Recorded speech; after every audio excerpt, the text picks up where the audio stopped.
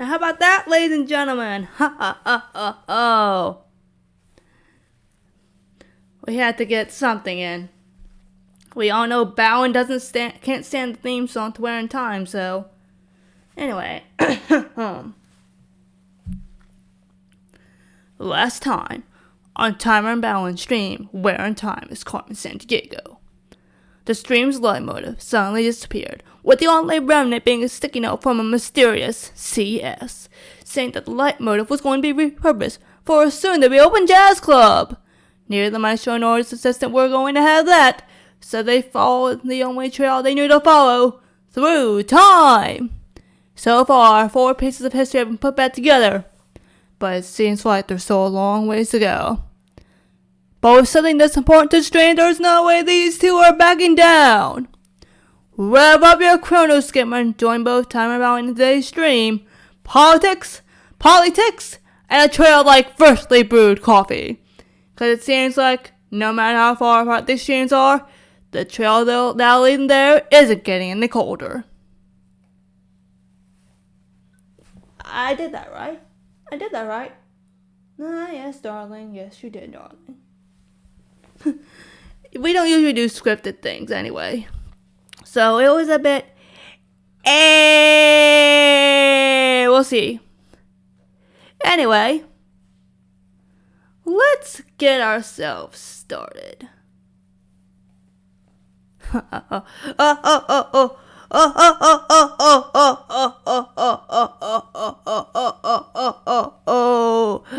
this is going to be just wonderful.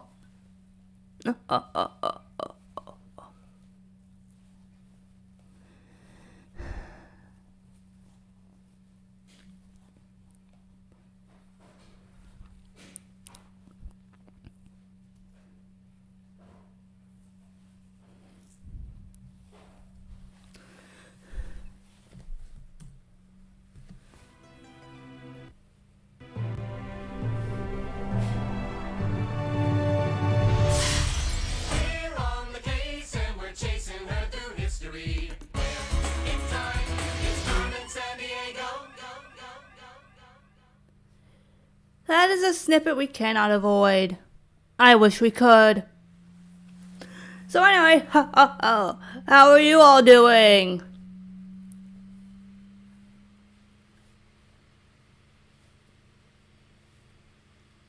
Yahoo? Yahoo?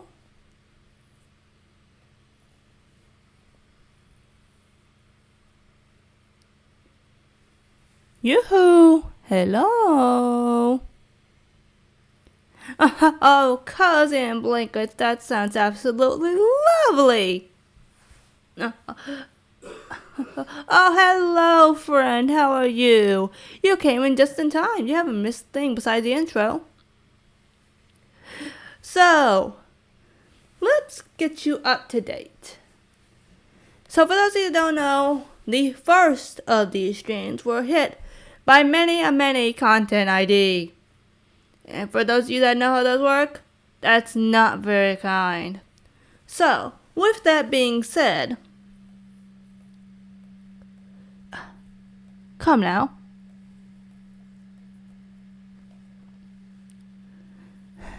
Oh.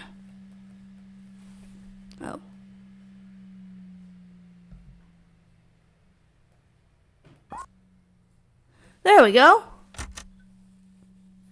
So, with that being said, the music must be turned off.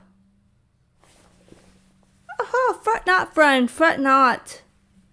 Don't worry yourself. That's what YouTube is for. And for the sake of keeping timer sanity, even though this won't be for a while, we're turning hearing impaired assistance on. Just for the sake of things. So, hippity ho, let's put on a show and get back to it.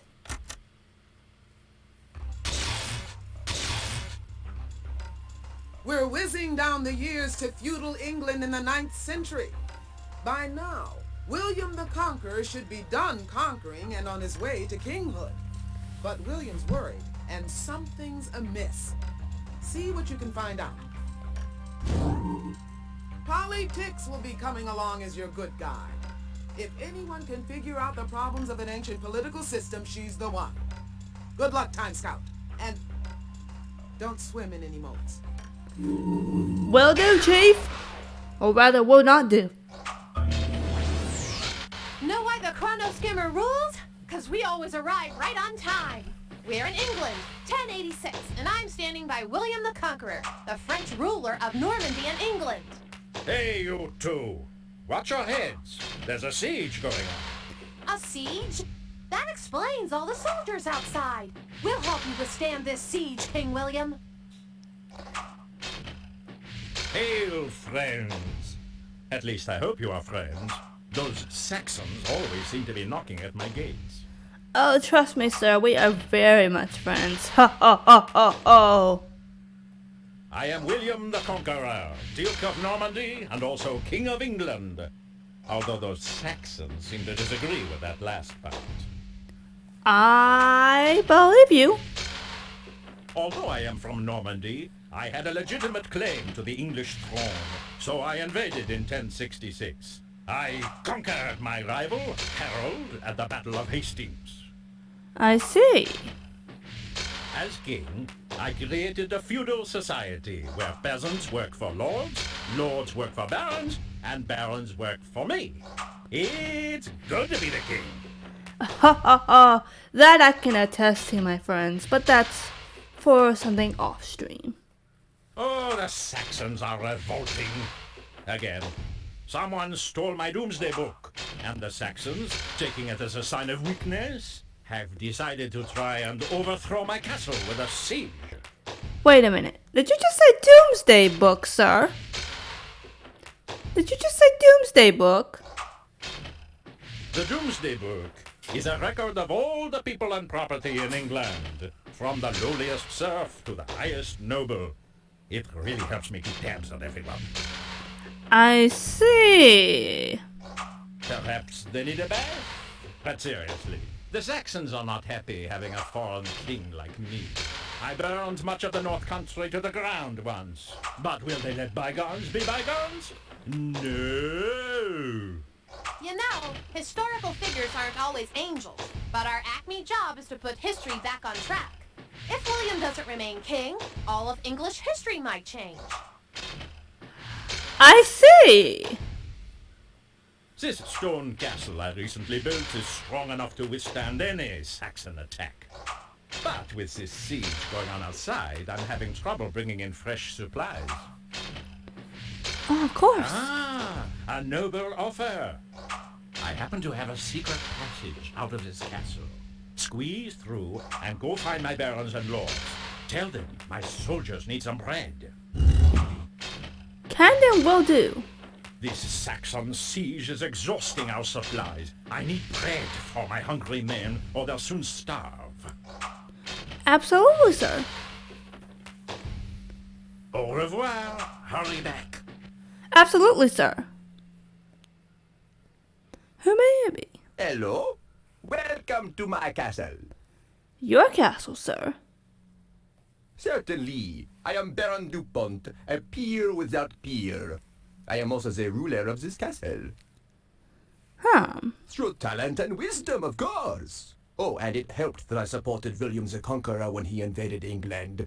William gave most of the baronships to other French Normans like myself. I see. Most intriguing, sir. Oh, it can be quite tiresome. These Saxons don't like having a foreign baron ruling them. To prevent them from rebelling, I must keep them very busy. I'd say they're quite busy right now, sir. Are you aware of this? I make sure they're always doing their specific jobs. Knowing their last names helps a lot. I wonder why. Help you? But I am a nobleman. It is very uncommon for me to help commoners. Sir, do you not see this outfit I am wearing? Maybe not my assistant Tyra, but certainly mine. Hello? Fleur-de-lis, anyone? Sparkles. Maybe this kind top hat will help. Ha ha ha ha ha ha ha. For the king? Why didn't you say so? In that case, helping you would be my crowning glory. What can I do to help? Well, Miss Crystal, we do very much allow help on these. I know little of petty activities like making bread. Here's a list of my subjects. Perhaps one of them can help you. Call peasant. Call peasant. Call peasant. Call peasant. They're all peasants? I think I see the one we might need. Salutations, dear Baron. May I help you? Can you make bread for the king's noble troops? I would love to bake you some bread, but I am flourless and thus powerless. Do you have any flour? No flour? Well, check with the lord down the road.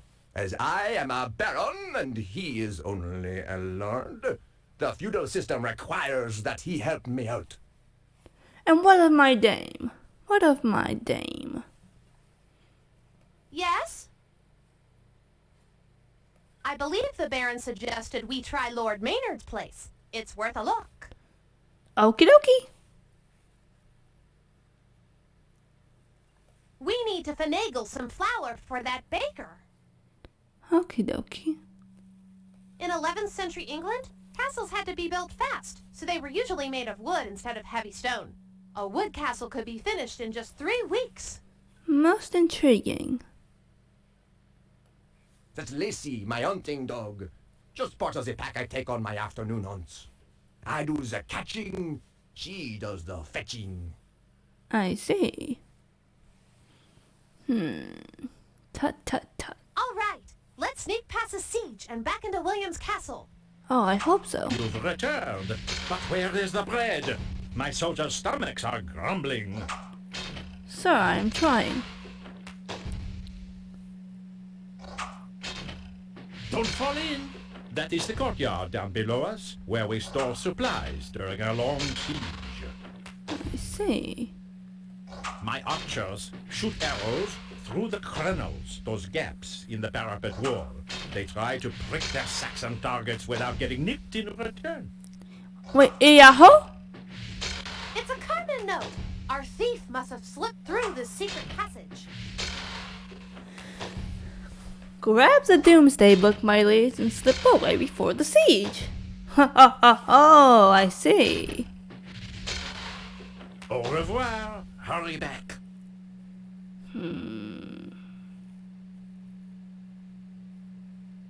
That looks like an early version of the medieval coat of arms, where colorful family emblems were painted on war shields.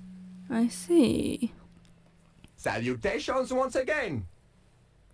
Okay, nothing new to talk to you about, I see.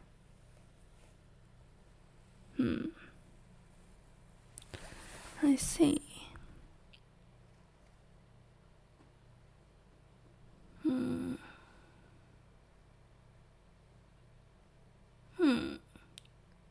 Christmas Day, you say? This won't help us find any flour, though. Oh, okay, now we know. We're off to the Lord.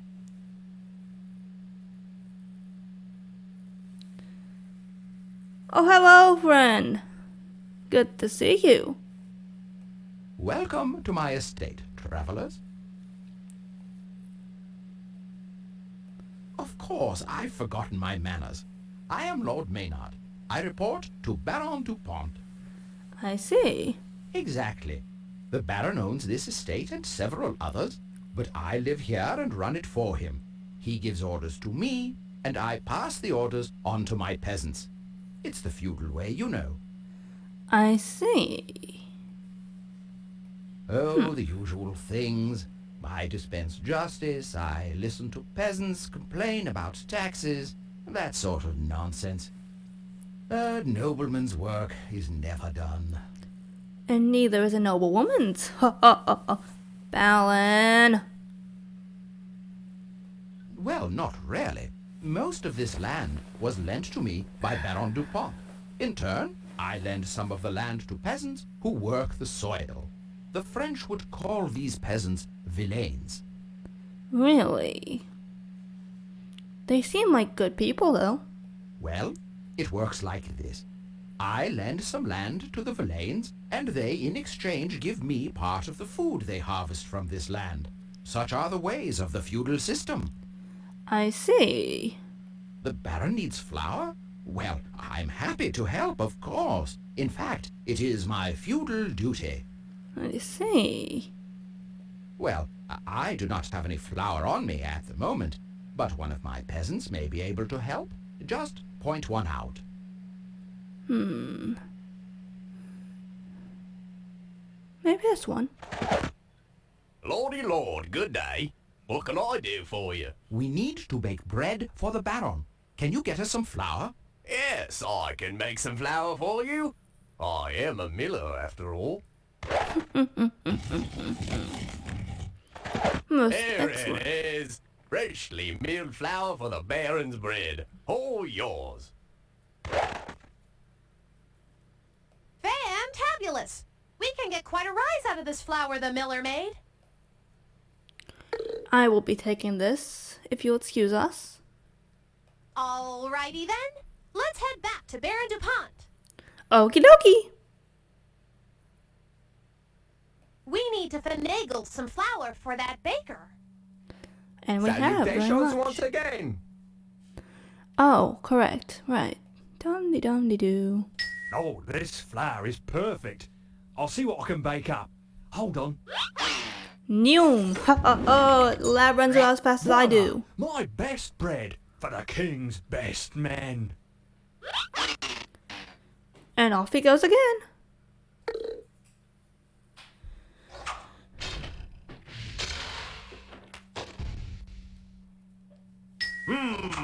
Fresh bread. My hungry troops and I thank you. And now, my next task. We need more weapons. Could you stop by the Baron's place and see if he has any swords? Absolutely. Happy to help, your kingship. Ha ha ha ha. She sounds like me. Au revoir. Hurry back.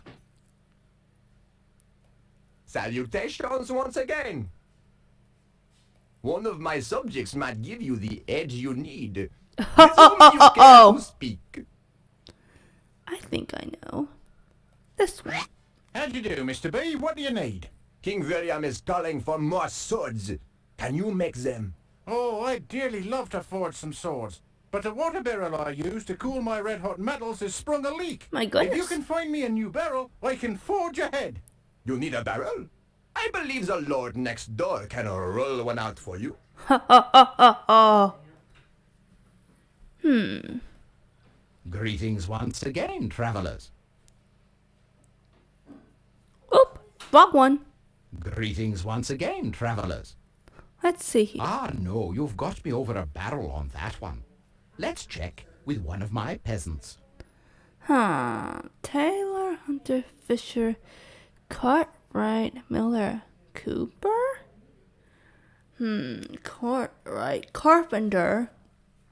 Taylor would be a tailor for clothing. Cartwright, Carpenter. Thinking. We can try. Ta-da. How do you do, my lord? May I help you? We must get a barrel for the Baron.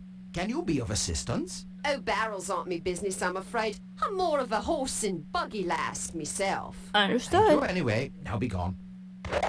Understood. Greetings once again, travelers. A lot of kings, those historical kings. May Ah, I no, may I you've bring got up me Henry over a VIII? barrel on that one. Let's check with one of my peasants. I'm thinking Cooper, yes. Hello, good lord. May I be of service? We must get a barrel for the Baron. Can you be of assistance? A barrel? I'm happy to make you a barrel. Back in a flash. We were thinking Cartwright or Cooper. Ta-da! The finest barrel a baron could ask for. It won't leak a drop. Ha ha ha ha. Then we'll be taking this, please. Ah, now that's a fine watertight barrel. I'll fill it with water and make some swords in no time. Off you go. There you go. The finest swords in England. A real cut above the ordinary. Oh.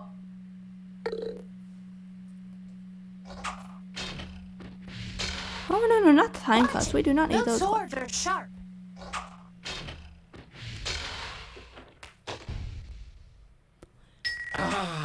These swords will give me the edge over those Saxons. But now, my archers are all out of arrows. This is your final task. Check with my Baron and see if he has any arrows to spare. Sheesh. King William's got us pulling a lot of strings. Come now, Miss Polly. Au revoir. Hurry back. Let's see here. We need to look for those notes as well, but wherever could they be? In 11th century England, castles had to be built fast, Yes, so they were usually made of wood instead of heavy stone.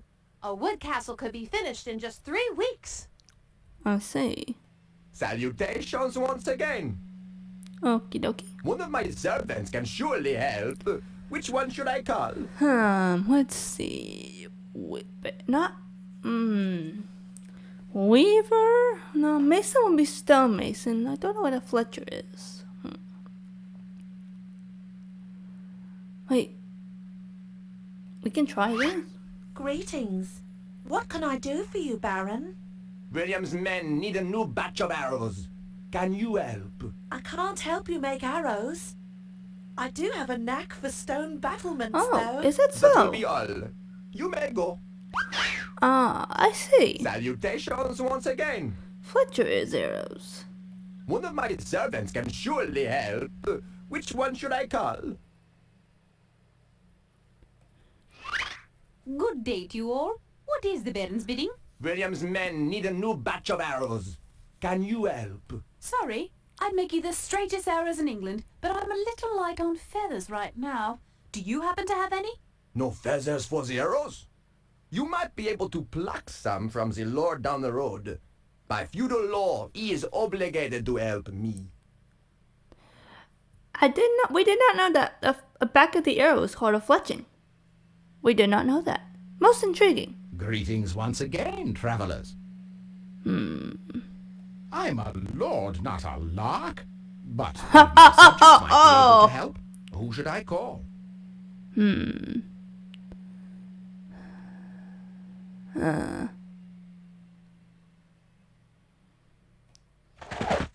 Hello, Lord. How can I help?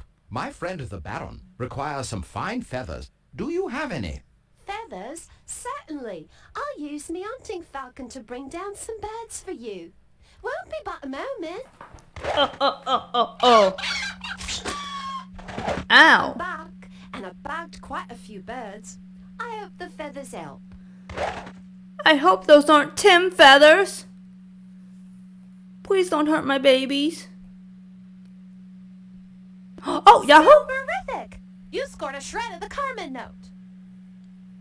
Be sure to act in feudal manner and keep an eye out for a banner. Bruce Banner, perhaps?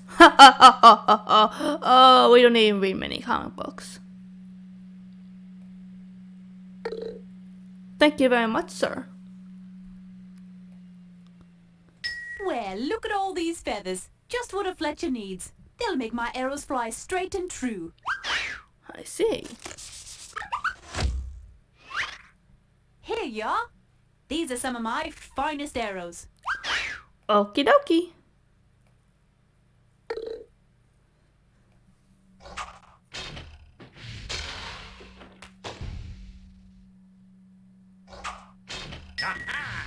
Once I pass out these fine arrows, my men will easily repulse the Saxon siege.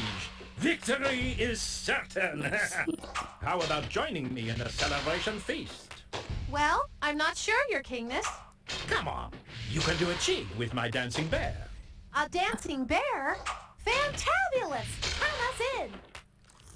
William was sound like right. I. The arrows we brought did the trick, and the siege is over. It's time to celebrate at this wild Norman dinner party. Oh, what's Yes, this? eat! We Normans specialize in fine feasts. Oh, it's the dancing bear. But Yahoo, what's this? Superific! The final note of the Carmen note. Oh. It tells the fabric of a story how William won his English glory. I see. Hold on, I'm activating the time cups. A tapestry. One moment. We Normans use live bears for entertainment. I love it when they stand on their hind legs to dance. That poor bear looks all jigged out. Tapestry. William conquered England, you say?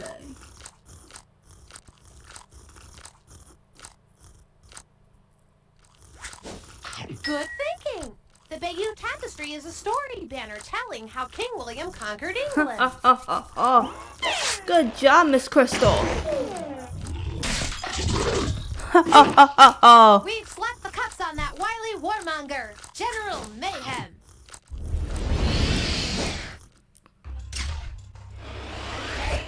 No more warmongering for you, General Mayhem. You're heading back to Acme. I'll just have to plot a whole new campaign while stationed in the slammer. Congratulations! You clapped the cups on General Mayhem and put that big old Domesday book back on the shelf. Old King William is a happy conqueror. And thanks to you, England's noble traditions will survive the centuries. I've decided to promote you. Consider yourself a time trooper. Congratulations.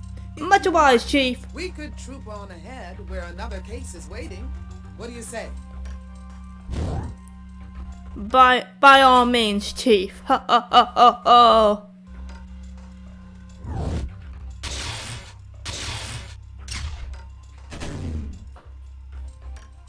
You're tunneling to the 13th century, where China's Yuan dynasty is powering up.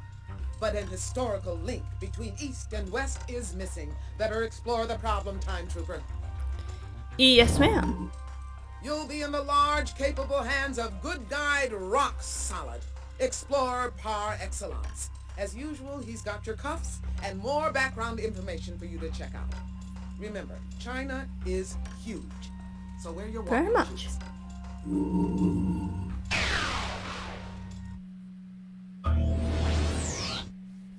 We made it, Trooper. We're in China in 1271. This year marks the start of the Yuan dynasty and the reign of Kublai Khan. And look, there's the wise Khan right over there. The Khan is not pleased. I was looking forward to a visit from the Polos, and now this. Say, the Khan looks pretty put out after scanning that scroll. The Polos have fallen victim to a thief on the Silk Road. Even worse, without the oils they hope to bring, the Polos have headed back for Europe. My goodness. I am Kublai Khan, ruler of the Mongols and conqueror of the Chinese Sung dynasty. Only a few rebels in the south still defy the power of my mighty Mongol army. My people, the Mongols, are a great warrior tribe from the northern highlands. We've ruled China since the time of my grandfather, Genghis Khan. My grandfather, Genghis Khan, was a Mongol warlord who overran the Great Wall, ruthlessly conquering northern China and ferociously battling to the very edge of Europe. My rule, fortunately, has been a bit more civilized. That's grand to hear, sir.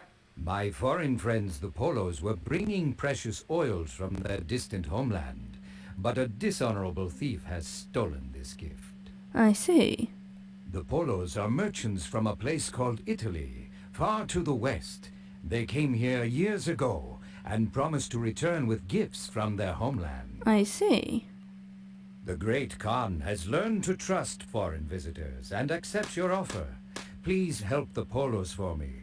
To speed your travels, I grant you full use of my golden tablet of passage, which allows safe travel throughout my domain. Much obliged, sir. Surely you know of the Silk Road. It is the ancient path all merchants take to journey east and west. What is not? Porcelain, silk, even the paper money my people make here in Kanbalik. I see. Indeed we do. Our convenient paper money is made from the bark of mulberry trees, like the one that shades me now. Is it, Sir Oliver? Indeed. Firecrackers are most useful in celebrations, and to frighten away evil demons. Behold. Yahoo!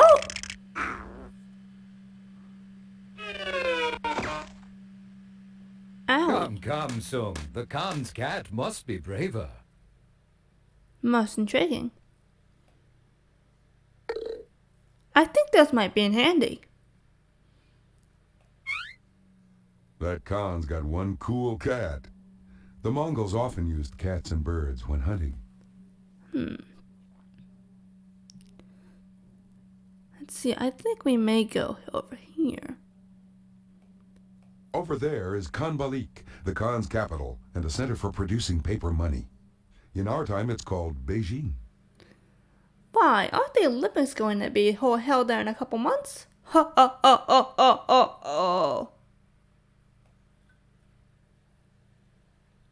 Oh my.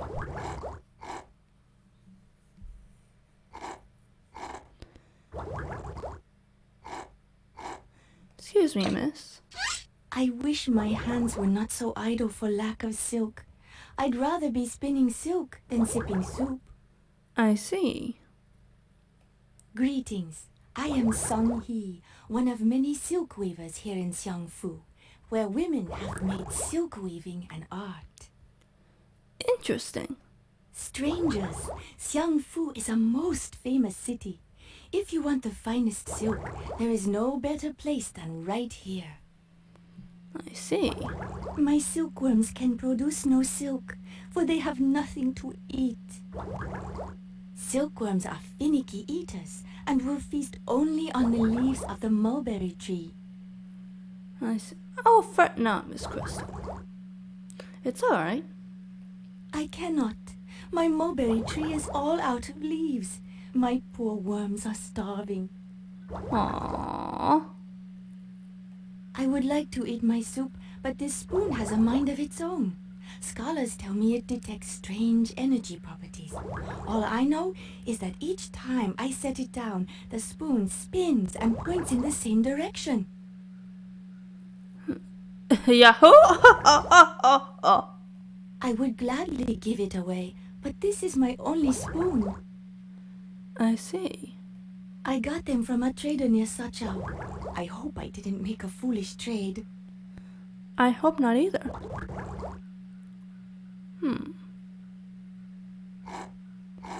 The first compasses were made by floating a spoon in a bowl of liquid. The spoon was made from a magnetic metal called a lodestone, which always spins to point north. That explains it then. My weaving wheel is sadly idle for lack of silk thread. I see. Farewell. Pleasant journey.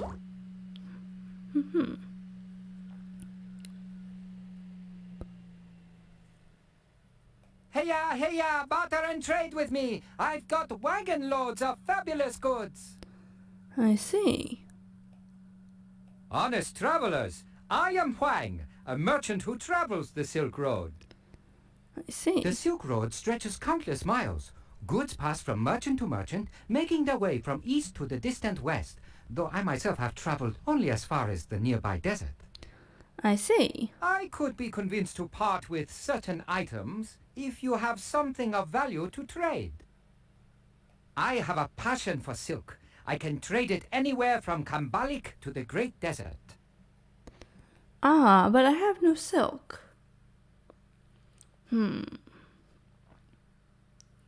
Safe travels, my friends. So we need to get mulberry leaves. Silk is produced by silkworms like these. Unfortunately, my worms no longer want to spin. The mulberry tree is quite bare of leaves. My worms are hearty eaters. I see. Yes? Hmm. Her silkworms are hungry. I know how they feel. This area is bare of worm food. Maybe we can find more somewhere else. I have an idea. Farewell. Pleasant journey. Let's see here. Safe travels, my friends. If we go down the Silk Road, then perhaps... Take Yahoo! note, that C note means we're hot on the paper trail of our perpetrator. In Xanadu, the Kublai Khan, a stately dome decree.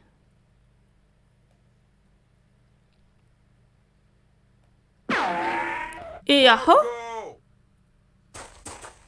Marco Polo!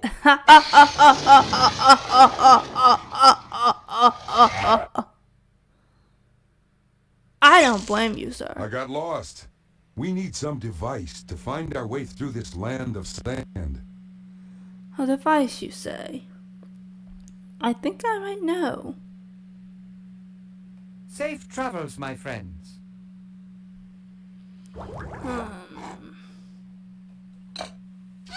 Farewell. Pleasant journey. In ancient China, money did grow on trees. The Chinese used the bark of mulberry trees to make paper money and the leaves to feed their precious silkworms. What's this?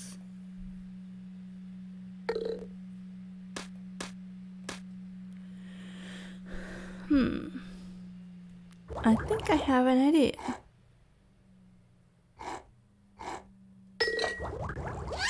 The leaves on that branch look quite fresh. Perhaps my hungry silkworms in the tree would find them appetizing. Those mulberry leaves came compliments of Kublai's tree.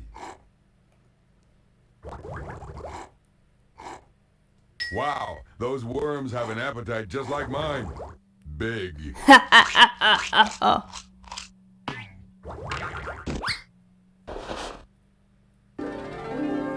Ooh, pretty. Thank you for your kindness. Please accept this gift of silk in gratitude. My, we should be thanking you, miss. Farewell. Pleasant journey.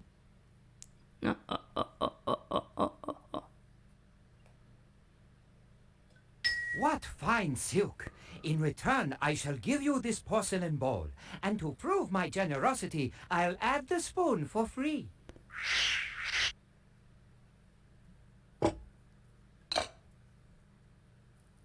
Thank you very much, sir. How can I help? The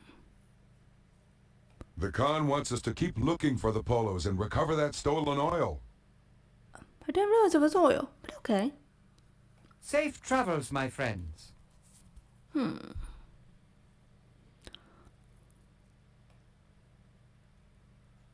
know, that's a really nice bowl. It reminds me of some other bowls I've seen. That spoon isn't magnetized. It's better used on a dessert than a desert. Aren't you clever? Safe travels, my friends. Let's see here.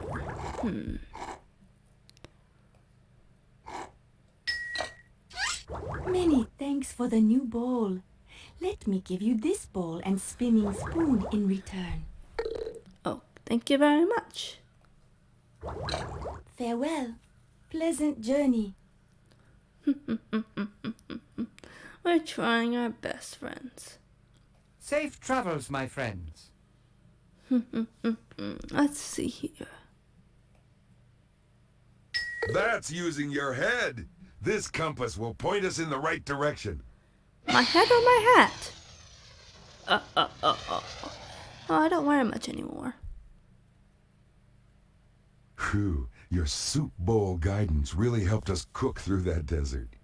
And say we're not alone. I do believe we've found Marco Polo and his party. I've joined my father Niccolo and Uncle Maffeo on their second visit to the Khan. But without our oils, our caravan will have to turn back. Excuse me, is that a tiger? Huh. Buongiorno. Have you any oil? Ours was stolen. I regret we do not, sir. I am Marco Polo, the son of a merchant, and I have come here from the faraway European land called Italy. I see. Italy is quite far away in distance, and the whole world away in customs. I have much to learn about China and its people. I see. Our plan to bring precious oils to the mighty Khan was foiled by a thief in strange garments, who looked neither European nor Chinese. I see. The oil thief proved too slippery to catch, but I'm sure he's around here somewhere. I see. I'm not even 20, and already traveling is in my blood. The past 3 years' journey east with my father and uncle has been magnifico. A life of adventure awaits. If only I can meet the Khan. I see. I've joined my father Niccolo and Uncle Maffeo on their second visit to the Khan. But without our oils, our caravan will have to turn back. Ah, alright then. So long. Best of luck bringing down that bandit. Hey, hold now.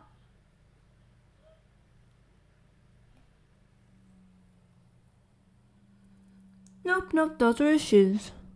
So long. Best of luck bringing down that bandit. Yikes! That's a Siberian tiger, one of the largest cats in the world. I hope you're ready to earn your stripes. I have an idea. Ha ha ha ha ha.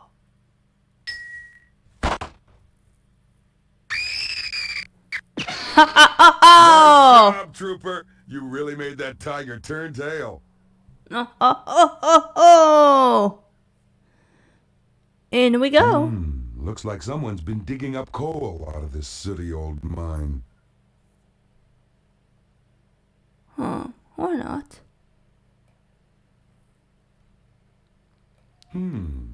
These look just like coal. I wonder who's having the barbecue. Oh, sir. What's up, my friend? Marco Polo thinks the thief is hiding somewhere nearby. Okie dokie.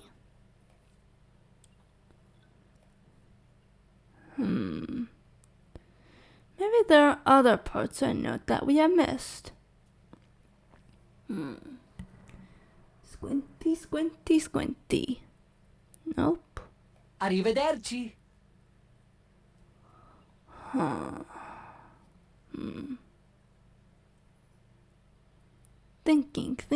Thinking. Yahoo? There's a Carmen note. Looks like our thief has hit the Silk Road. Meanwhile, you stole the precious oils from Polo's Italy. When you have them, wait for me. Make sure you're alone. Of course.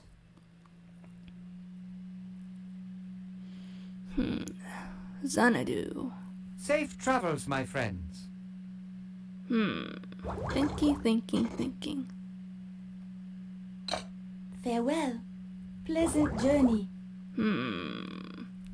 Thinking. The great Khan greets you once again, although I'd hoped my next guests from the Silk Road would be the Polos. Oh, okay. Okay, so nothing.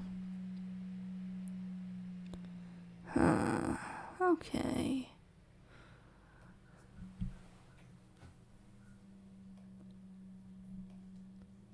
Come now.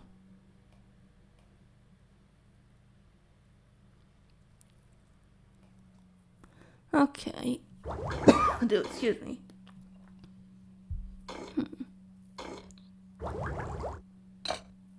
Farewell. Pleasant journey.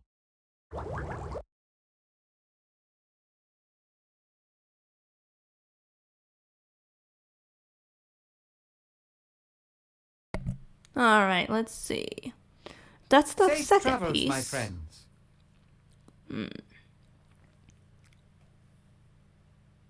That's using your head. This compass will point us in the right direction.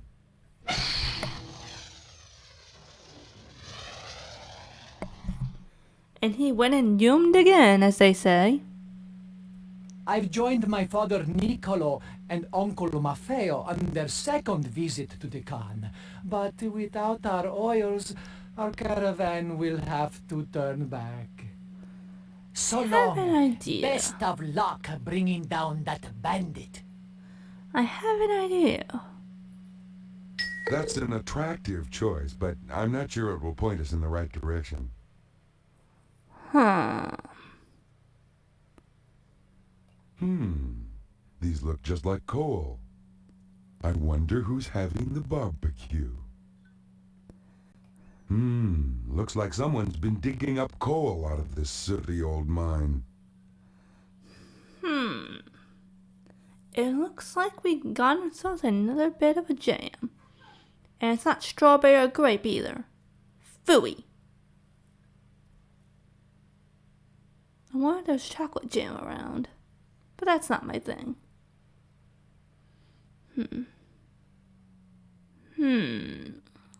Tut tut. Spill the oils from Polo's Italy.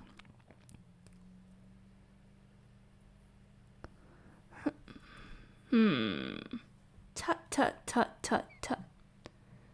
I was thinking the Khan would have something to say.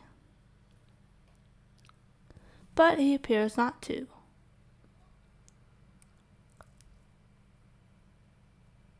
How can I help? Well, we've found the polos, but not all of Carmen's note. We'll need every piece to capture our crook with the time cuffs. Alright, so we found one, we found two. We just need to find three. But where could it possibly be?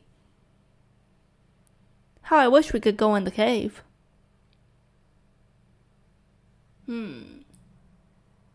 Tut tut tut tut tut.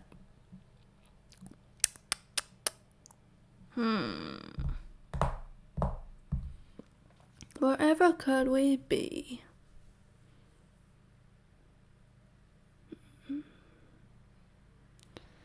Maybe there's one outside. So long. Best of luck bringing down that bandit. I'm squinting, but a note I do not see.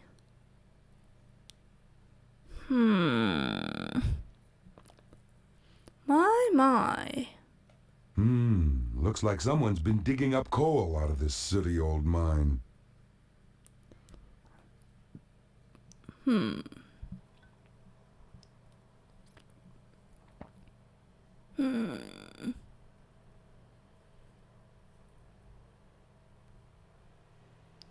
I see. Oh, no, we cannot go in the cave, unfortunately. We cannot go in there. There are no feet. There's no feet. If you see the little footprints, then that means you can go in. But in this case, we cannot. How strange, is it not? Tut tut tut tut tut.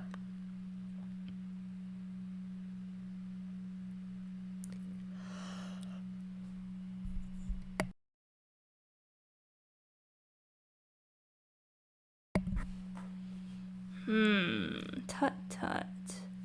And it seems like Rock has not much else to spare.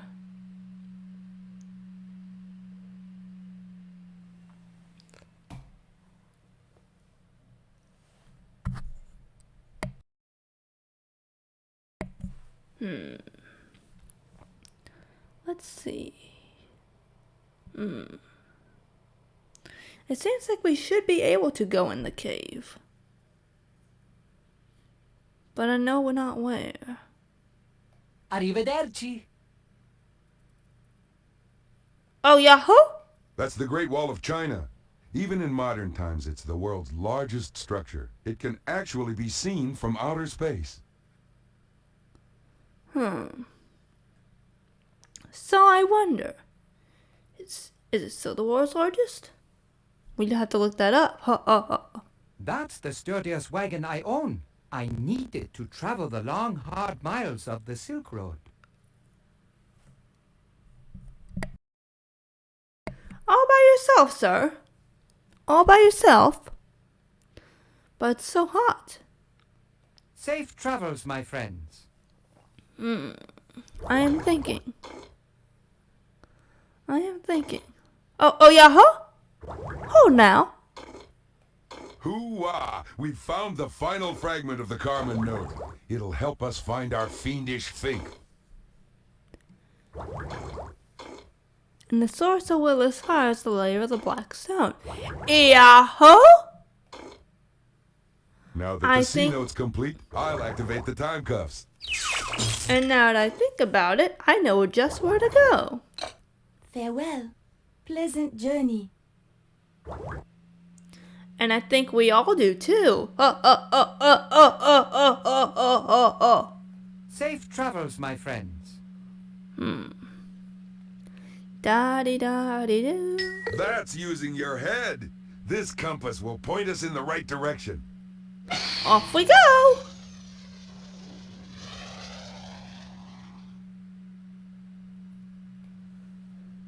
So long. Best of luck bringing down that bandit. I think I know just where to go. Right. The lair of the black stone must be a Chinese coal mine. In we go. Oh my.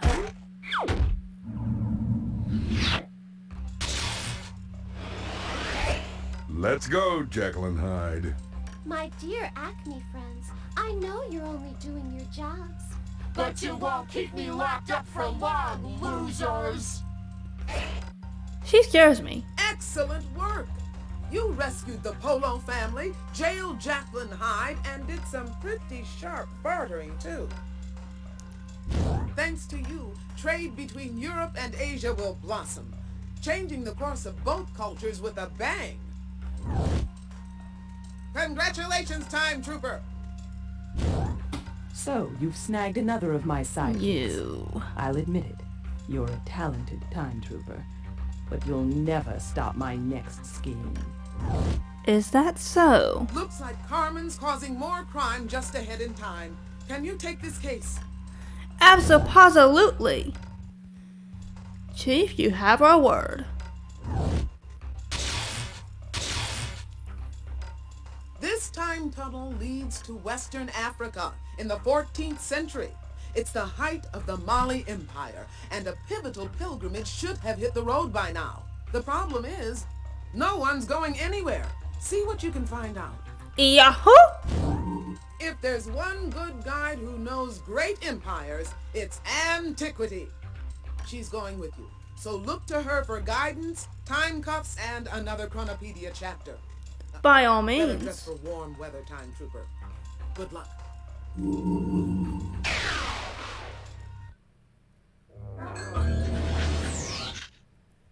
another day, another time period. How's this for heat? Welcome to sunny West Africa in the year 1324. We're just outside the city of Niani, and the fabulous-looking fellow there is Mansa Musa, Emperor of the Mali Empire. Well, now, if that isn't the straw that broke the camel's back. A man most strange just stole my only block of salt. My pilgrimage cannot begin without it. Aha. Sounds like our thief needs to cut down on his salt intake. Sandblast it! A gritty character just absconded with all the salt, my most precious possession. Without that salt, we're going nowhere. I am Mansa Musa, ruler of the great Mali Empire here in Western Africa. Surely you've heard of me. Actually, we personally have not, sir. Do forgive us.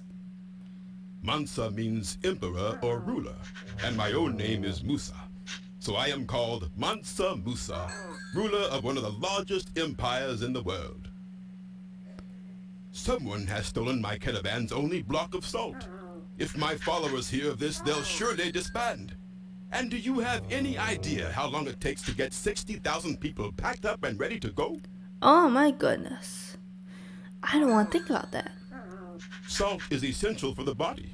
It helps us survive long trips through the desert by replacing the salty sweat lost to the hot sun. Water alone is not enough. We must have salt too.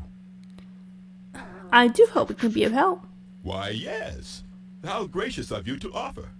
Take my gold staff and trade it for the largest block of salt you can find. Are you sure, sir? The success of my pilgrimage depends on you. Are you sure, sir? Why, we are in Western Africa, of course, and we are standing by the outskirts of Niamey, capital of my Mali Empire. I see. Fate has been most kind. The Mali Empire is one of the largest and richest empires anywhere. In other parts of the world right now, there is much bloodshed and poverty. But here in Mali, we have peace, high culture, and great wealth. We can't complain. What of health, sir? What of great health? That line is my caravan. All the people, camels, and supplies that will join me on my holy pilgrimage. If you want details, just ask my official griot. He made all the arrangements. I see. That griot is an oral storyteller who memorizes all the important events of the Mali Empire. He's a walking, talking history book. My griot excels in the telling of stories about amazing African empires, like mine. Griot, tell us a story. One tale of the great Mansa's pilgrimage coming up. It was in 1324 that Musa left the Niger shore for Mecca, that most holy Muslim city. This pilgrimage, it's called a Hajj, is something Muslims never dodge. To miss the trip would be a golden pity.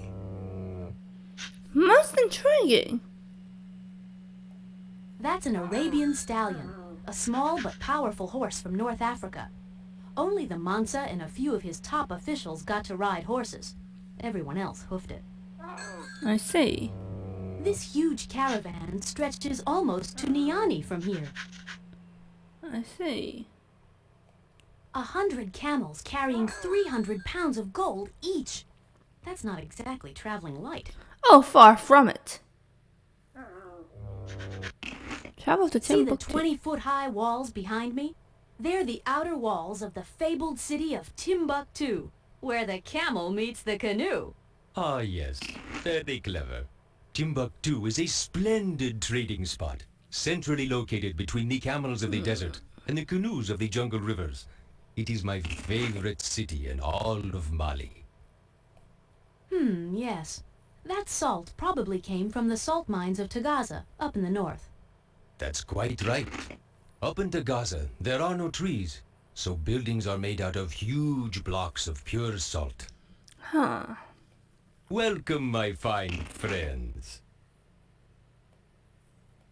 I am a humble Muslim and an honest salt trader, at your service.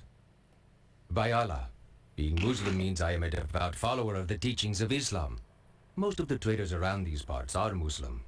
Over the years, we have established huge trade networks across Africa and Arabia. Well, hard work helps, of course, but it also helps that most traders are Muslim. And we Muslims tend to trust one another, even when separated by differences in language and culture. Common beliefs can make African and Arab traders act like brothers. I see. Well, I have a nice solid block of salt, fresh from the Tagaza mines. Is that so? Would I like to trade? I thought you'd never ask. Make me an offer of gold, and we'll strike up a deal. Well, I carry my salt by camel across the vast Sahara, all the way from the Tagaza mines in the north.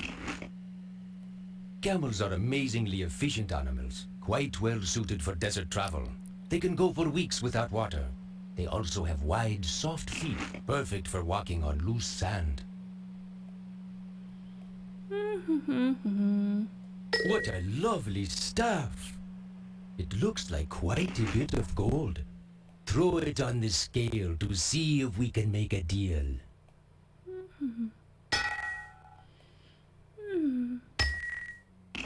This gold staff is magnificent, but it far outweighs my humble salt block. Perhaps if you could find a way to make a smaller offering, we could do business. Musa's staff is heavier than the block of salt. We'll have to find some way to offer the trader less gold. Less gold? Less gold? Why less? Gold is valuable. Why less? A Carmen note. I thought something was afoot with this camel. In Mali, Africa, you'll land where cities meet the desert sand. That scrubby strip of grassland is known as Sahil, which means shore of the sea. In this case, the sea of sand that makes up the Sahara Desert. Break up the Yes, that Sahil is scrubby indeed. But I'm always glad to see it after a long stretch in the desert. We traders cross the Sahara in camel caravans, and we protect our skin from the sun by wearing thick robes. Now you wouldn't last a day out there wearing only those meager clothes of yours. I especially would not last a day. Neither would my dear assistant. Timbuktu is a very important trading center. Its 20-foot walls help keep the town safe, not from war, but from stampeding elephants. No one wants to trade in squashed goods. Yahoo! I bet you didn't know that the Mandinka people of the Mali Empire were the first to cultivate onions as a crop. We have them to thank for onion rings, Trooper. I would prefer... I think she prefers tater tots.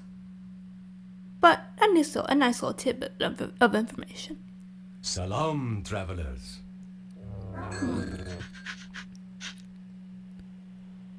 Good day, and what a fine day it is in the bright country. The Bright Country was a common nickname for the Mali Empire. Think about it. The African sun, the plentiful gold, and the friendly reputation of the Mali people. Makes sense, no?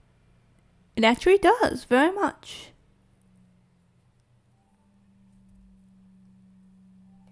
Greetings, travelers. Have you come to peruse my crafts? Perhaps. Well, let's see. Got my metal pot, my metal working tools, and I am surrounded by metal. I am in fact a metal worker. I specialize in handcrafted gold items. Is that so? Why? Why, it's glittery. It's malleable, it's valuable, it produces awe-inspiring, jaw-dropping jewelry. Iron and copper are important, but with gold I can really work some magic. Miss Crystal, I think you may be up to something. Well, let's just say I have a magical touch, but it really comes from years of dedication and hard work. Nothing up my golden sleeve, see? In ancient West Africa, people believed that smiths had magical powers because they could shape earth and fire into a new substance, metal. Interesting. Well, I melt soft metals like gold in that copper pot. It only needs a bit of candle flame. Then I pour the liquid into these clay molds here and do the rest of the shaping and crafting by hand. Most intriguing. What? No! Gold never goes bad. What do you think it is? A banana? Gold can be melted and reshaped endlessly. You might even own some gold once worn by an ancient pharaoh. Yeah, and we might have even got it straight from Queen Hatshepsut, huh, Trooper? I love me some callbacks. Gold is beautiful and useful for many crafts, so everyone wants some. But gold is also quite hard to find. Put these together and you have yourself a truly precious metal. Indeed. Definitely not. See, if everyone had all the gold they wanted, then people wouldn't value my golden jewelry as much. Lucky for me, gold is quite rare. I see. A lot of Mali's gold comes from the secret mines of Wangara. The miners keep the location of the mines a secret, so only they know where to find it. I see. I wonder if you could do something with this. Hold your camels! What are you trying to do, get me in trouble? I know a piece of Mansa Musa's property when I see it. This is his personal gold staff. I can't melt this down. There's no need to worry. We're on a mission from Musa. He gave us the staff so that we could obtain some salt for his journey. Well, that is an interesting claim, but I'll need proof that Mansa Musa actually gave you his staff and that you didn't borrow it. Fortunately, I am well acquainted with Musa's pilgrimage. Answer my questions about it and I'll melt the staff for you. Sure, ask away. Okay, here we go. What is the Arabic word for a holy pilgrimage? Well done! Hajj is the Arabic word for a holy pilgrimage. All good Muslims are expected to make this important journey at least once in their lifetime. Permit me to ask another question. What is the final destination of Mansa Musa's pilgrimage? That's correct. Mecca is the holy city of Islam, over 3,000 miles away. All good Muslims are expected to go there at least once in their lifetime. Permit me to ask another question. During Musa's pilgrimage, how many pounds of gold will each camel carry? Ooh.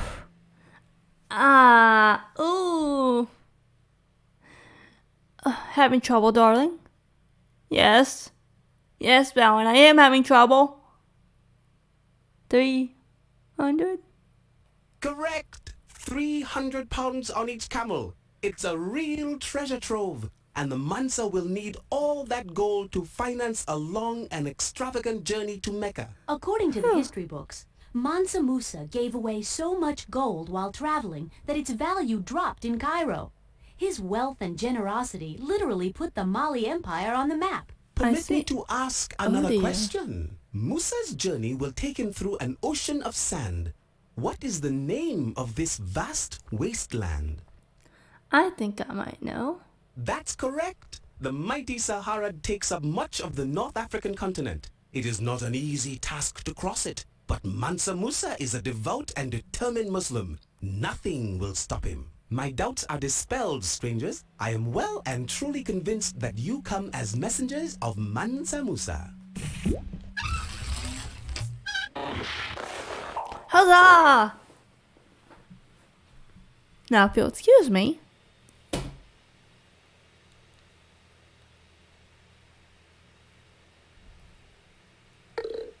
Thank you very much, sir. Goodbye, traders.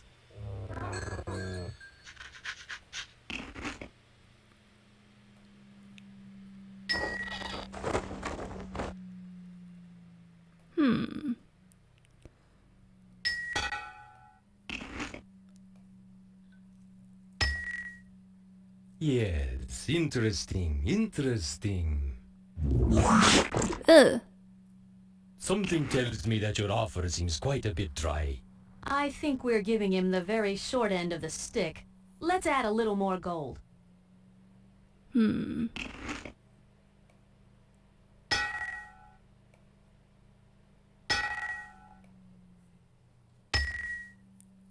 What have we here?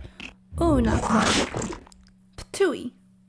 1,000 apologies, but your proposed trade is sadly lacking. I think we're giving him the very short end of the stick. Let's add a little more gold.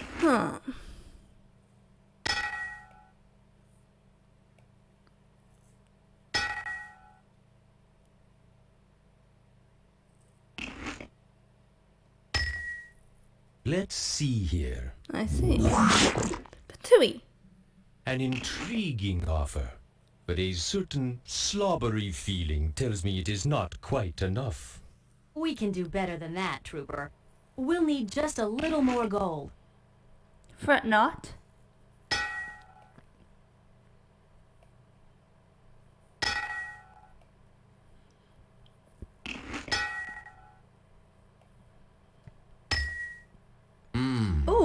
Almost. Silly. Oh my! I am practically marinated by that offer. But it is still slightly lacking. We can do better than that, Trooper. We'll need just a little more gold.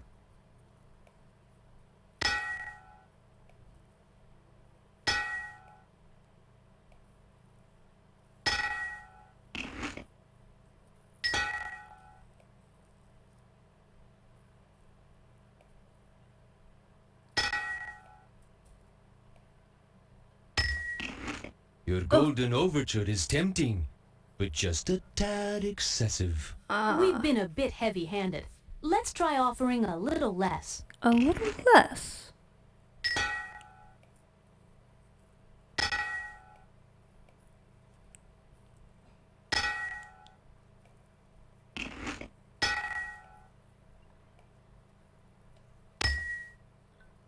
Oh my! Owie! I don't believe I have quite enough salt to match your offer. We've been a bit heavy-handed. Let's try offering a little less.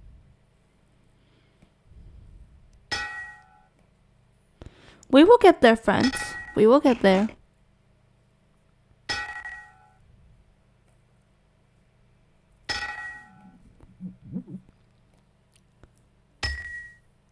Now that looks like a fair trade.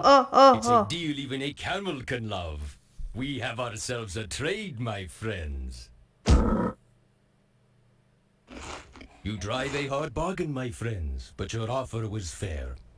Please take the salt, and may it save you from thirst on a hot desert day. We got the salt!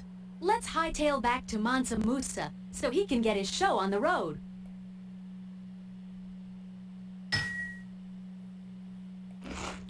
Nice blanket. It actually is. Don't worry about the leftovers, Trooper. We don't need them. If you say so. Salam, travelers. Distinguished guests, my gratitude knows no bounds. How well and faithfully you have obtained this most excellent and essential salt. I must alert my retinue. Let the glittering pilgrimage begin! Is that so? Perfect. Musa's departure swept up a C-note. For famous salt, I have a thirst, so check out Musa's convoy first. Holy pilgrimage! You found the last piece of the Carmen note. Let's have a look. Ship of the desert is your ride. The leading one is where you'll hide.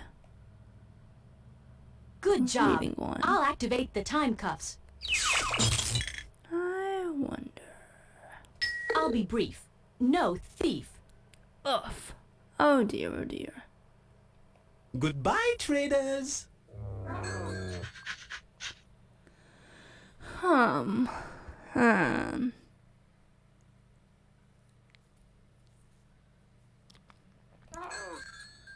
Ship of the desert. Could that be a camel?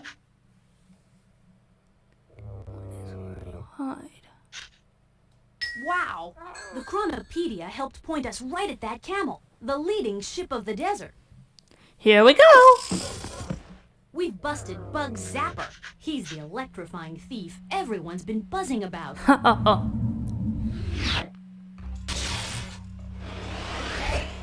All right, Bugs.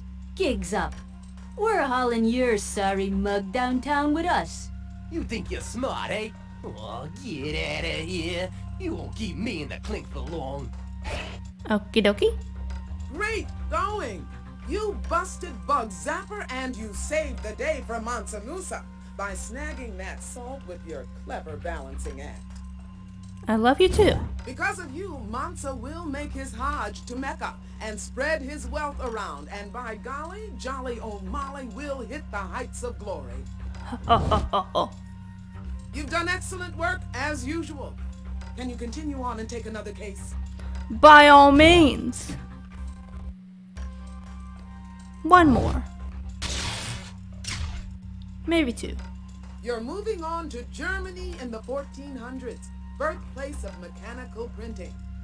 The first edition of a very important book should be on the shelves by now, but it's nowhere to be found. Time for a title search, Time Trooper. By all means. This time, Oh, that genial no! genius, Ivan Idea is going along as your No! No! Don't forget to read the fine No!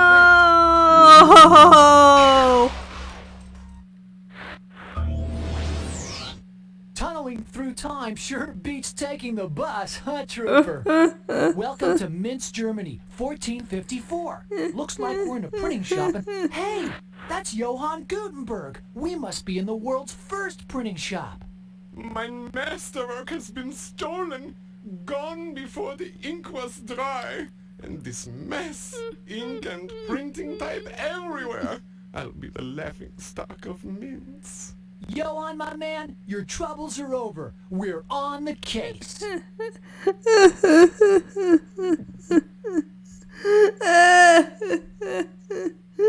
Oh, I knew it was inevitable, but goodness me, why?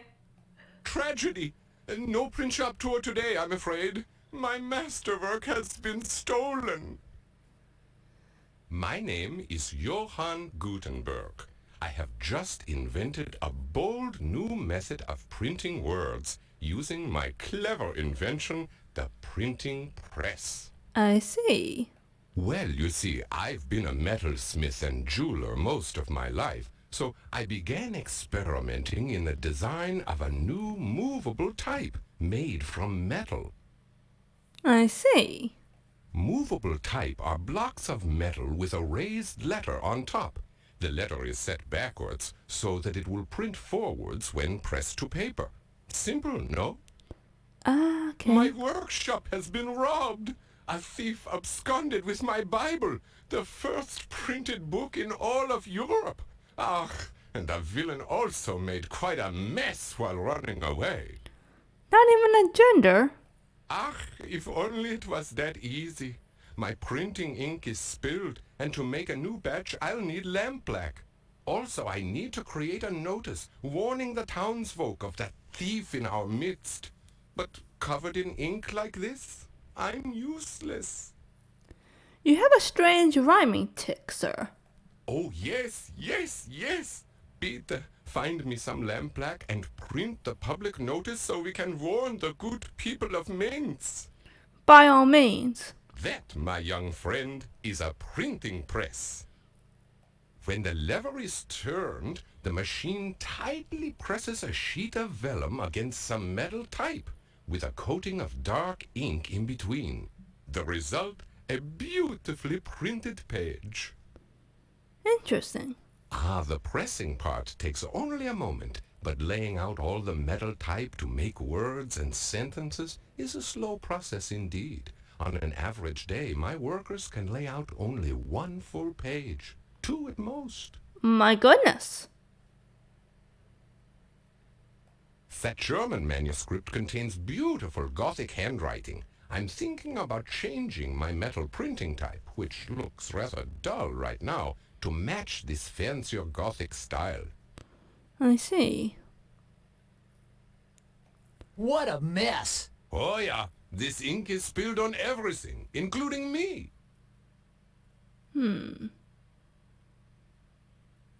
Yahoo? You found a piece of the C-note. Pretty soon it'll be Carmen herself who's hanging out to dry. Sir. Sir. Before I come to bring you home, you'll sense the world's first typed up tome. Intriguing. That expensive printing parchment is called vellum. Each double sheet is the skin of an entire sheep. At that rate, I need a whole flock to make a single book. Yuck! No wonder sheep don't read. Ugh. Peter, kindly remember to bring me some lampblack. Mine printing press is silent without it. By all means, sir. Hello! Have you come for a potion or elixir? I use only the finest metal ingredients. That old lamp was once a prime source of illumination. Yes, yes, before I let the grime take over. Why, I'm the butcher. Oh, no, that's not right. Oh, yes. I'm the alchemist. The most renowned alchemist in Minsk. But indeed. Why, an alchemist, my friend, attempts to turn common metals into pure gold. Really, sir? I have all sorts of metals. In fact, I recently supplied Gutenberg with the metals he uses for his new movable print type. Things like tin, lead, and antimony. I see. It's covered with soot from the smoke of burning oil. Ugh, pee! Filthy mess. Who has time to clean silly lamps? I am devoted to loftier goals, like changing all of my lead into gold. Gold! Gold! Aren't you a greedy fellow? Huh.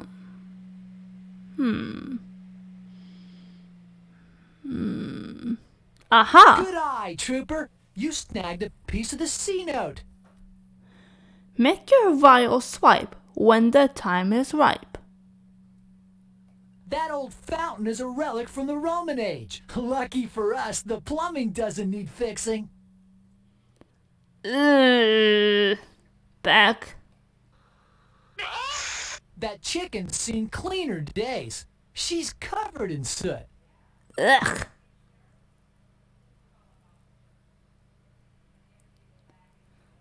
A clock? Perhaps.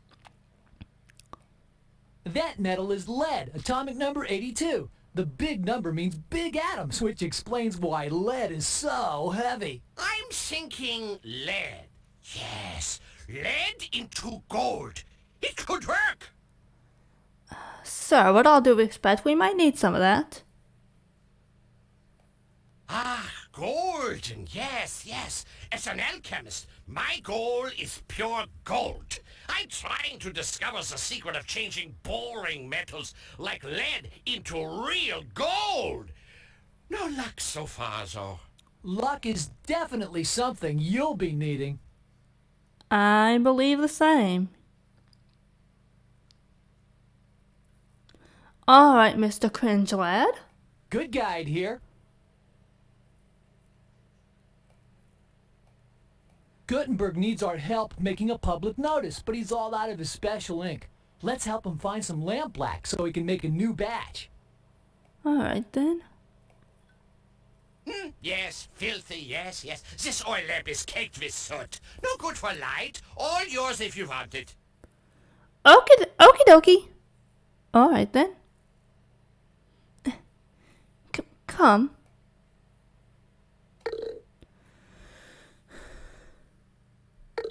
We'll take chicken too, sir.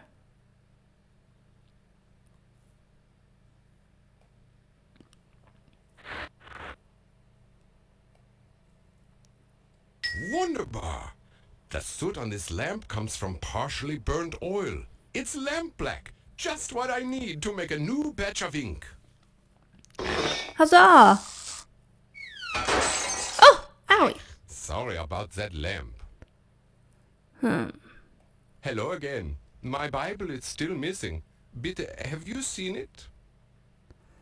We have not, sadly. But we do still Auf need to find it. Wiedersehen. Return soon to help me create a public notice.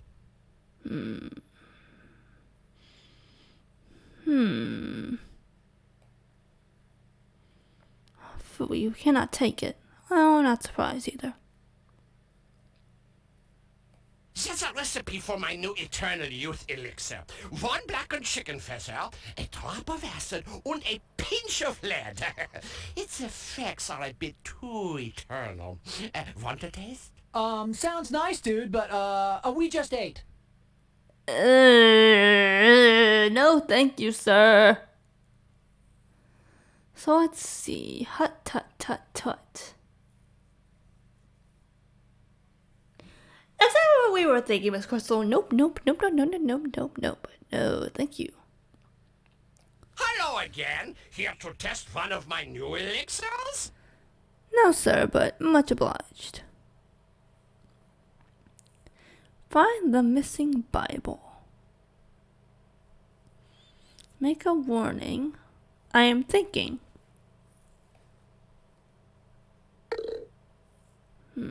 Good guide here. So yes, what now? I am sorry, sir. Well, we've helped put together a new batch of ink. Now we need to figure out how the printing press works and help Gutenberg make his public notice. I am not particularly enthused either. Very good. It is time to compose a noteworthy warning notice. Oh goodness. I cannot. Wait, notice. This is all backwards.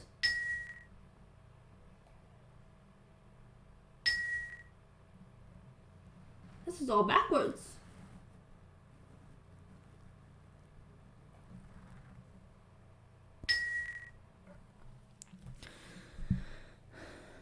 Think.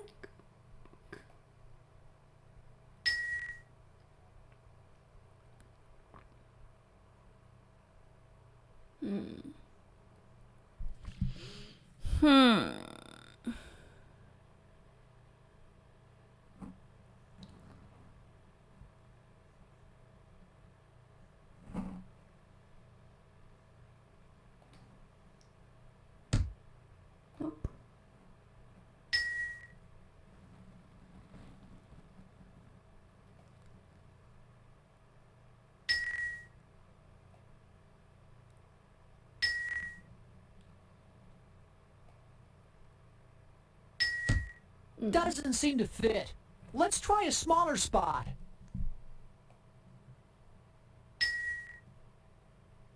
This is called a chase. It holds the lines of metal tight during printing.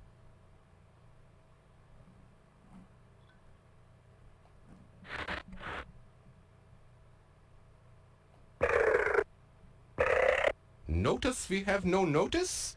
Without any vellum on the chase, we've printed on thin air. Vellum.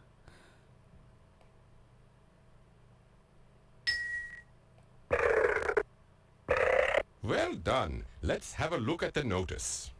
Oh, wunderbar. You've printed an invisible message. We will need some ink to produce legible results. An attempt was made. An attempt was made.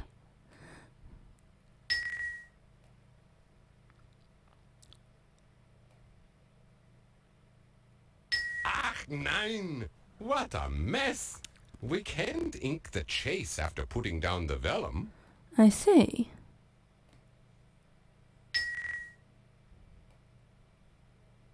Good. Let's ink. We are getting there, friends. Well done. Let's have a look at the notice. Notice. Well said. A fine beginning. Thief on the loose. Very nice. I have goosebumps. Bible stolen. Oh, this is so wonderful. I am approaching tearfulness. Don't cry, notice sir. is quite perfect. Just give me a moment to print up a tall stack. Ha ha ha!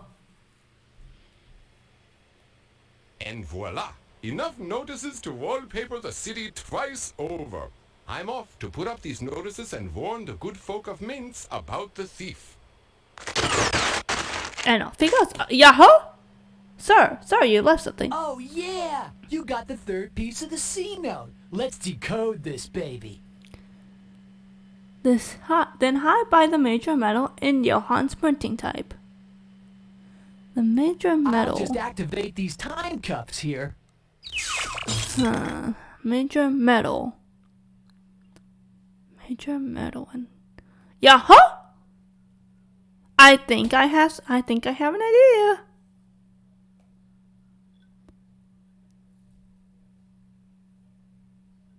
Elemental!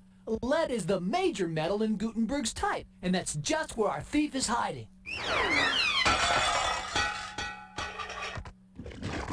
Woohoo! We've busted Jane Reaction! Now shoot. Your runaway reaction days are over, Jane. You're going on ice at Acme. Dream on, detectives. You've got me under control for now, but there's a meltdown coming soon, and her name is Carmen Sandiego. Way to go! You put the chains on chain reaction, mastered the printing process, and got Gutenberg back in the biblical bookmaking business. Thanks to you, the printed word will carry the world's wisdom to bookshelves throughout history. Librarians everywhere, thank you. Work like that deserves a reward. Hey, can you handle a promotion? Good, because now you're a time detective. And if you want to try your title on for size, there's another case brewing. Can you start working on it? So, we will leave this to y'all. Would you like one more case? Since we did 4 last time. Would you like to try another, my friends? We have a yay. And what of the rest of our friends? One more, you say? Oh, then it appears to be unanimous. One more it shall be. Yahoo!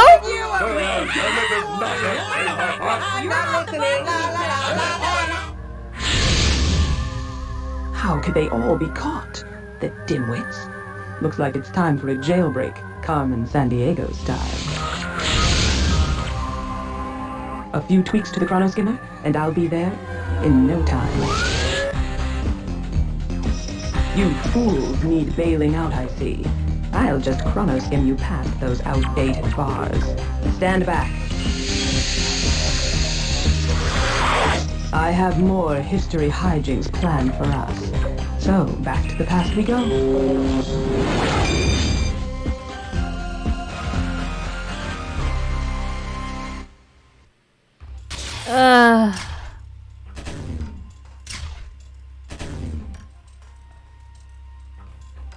Time detective.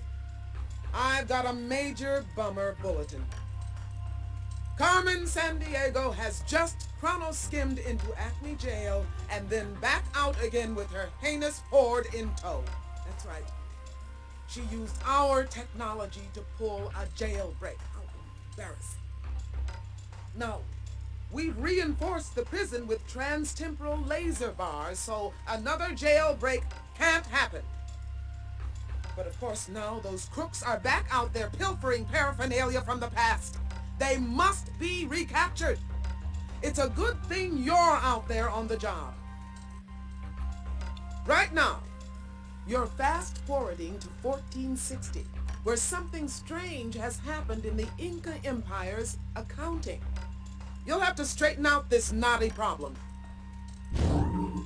When you're visiting the center of a great empire, antiquity is the good guide you want on your side.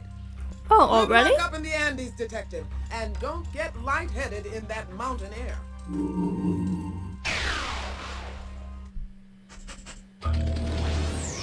You know, you'd think they'd serve more than just a snack on these long time flights. Antiquity here. If you're feeling woozy, it's the altitude. We're way up on top of the Andes, smack dab in the middle of the Inca Empire. The year is 1460, and that's Emperor Pachacuti Yupanqui over there, the head honcho of the Inca Empire. May the mighty sun scorch the demon's eyeballs. Someone has stolen my quipus. All of our records lost. My empire will fall apart at the seams without them. Whoa, he is losing it. We'd better investigate the situation. I see something a bit more important here. Only slightly. Whoa, hey, that's a Carmen note. The thief was here. Pachuti's chosen sword had made his reign the greatest yet. Most intriguing. My administration is in a shambles.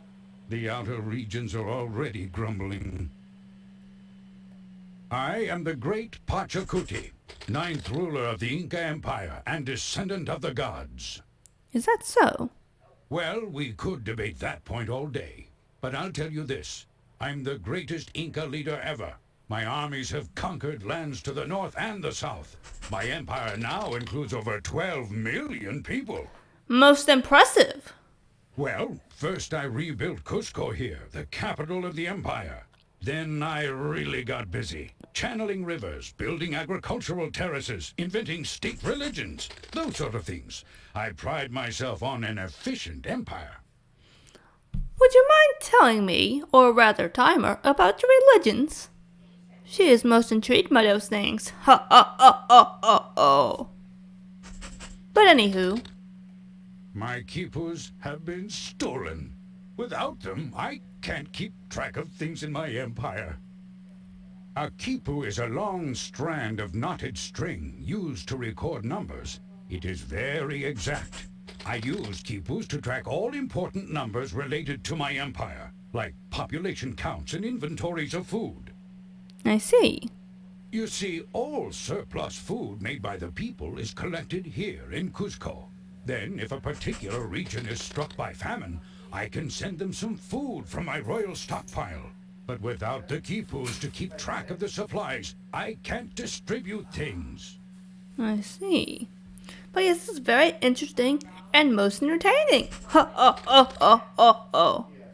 Well, since the theft of the quipus, my quipu kamayaks have been working overtime to recount everything. These royal accountants could really use some help. I'd say. Go to the storerooms and speak to my head quipu kamayak. He will tell you what to do.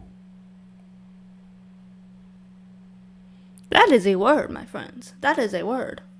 Goodbye. And remember, millions of my hungry citizens are counting on you.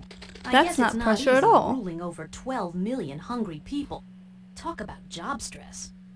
Stressful, yes, but also very stressful for us. These nuts are wearing me out.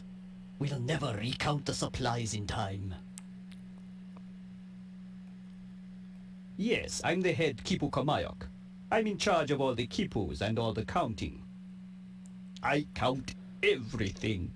Not only the number of citizens, but every item in our storerooms. I get so stressed sometimes I have to count llamas before I can fall asleep at night. Huh. So much for counting sheep. After the theft, I'm trying to recount all the goods in the storeroom. We have corn, potatoes, and cotton here. But how much of each? I'm just not sure. Is that so? It's a quipu. I have to knot hundreds of them to replace the ones that were stolen. Each of the knots has a number value, as does each color of string. By tying different knots on different colored strings, I can record exact numbers. Like the number of llamas in the empire, for example. Most intriguing. Well, I was trained to do this in school, but it's not too hard. It's all in the fingers, really. Oh, poor Timer and her difficult teen hands, to say the least. Easy. See those storerooms? Please count everything inside each one. Then mark down the number by putting corn kernels on the nearest counting frame. Corn kernels? Sure. By putting corn kernels in the empty spaces on the counting frame, you'll record specific numbers. Here's a big handful for you. Much obliged. Pachamama, I cannot give you any more of my time. I'm sure you'll figure it out. Yes, sir. The counting frame is a stone tablet divided into a grid. By filling in some of the boxes, you can record numbers. I see. Okay, wait here. I'll run a quick count. I counted 1,574 ears of corn piled in there. I know. 1,574. It's a gift. Okay, let's use that counting frame. Use the counting frame to mark down the number of corn cobs in the storeroom. 1,574. Use the counting frame to mark down the number of corn cobs in the storeroom. 1,574.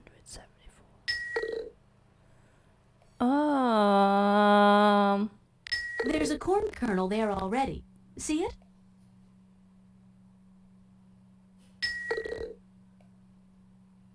There's a corn kernel there already. See it? Oh, hang on now.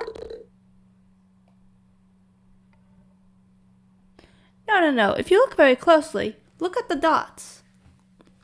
Look at the dots in the background, see?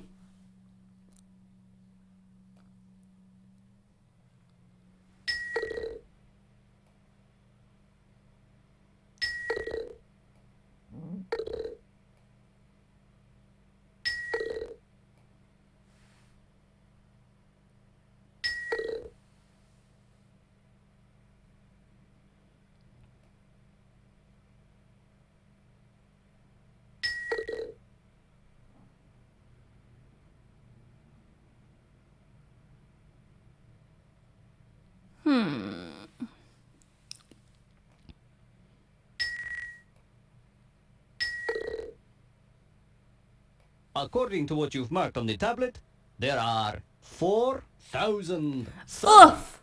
All the way around. 51 ears of corn in the storeroom. That doesn't agree with my count. Retry.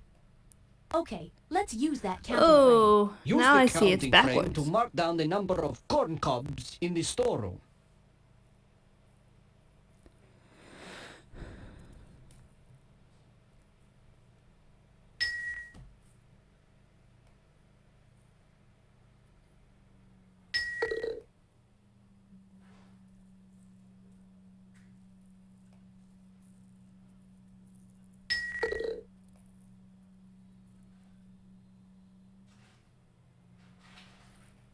I see.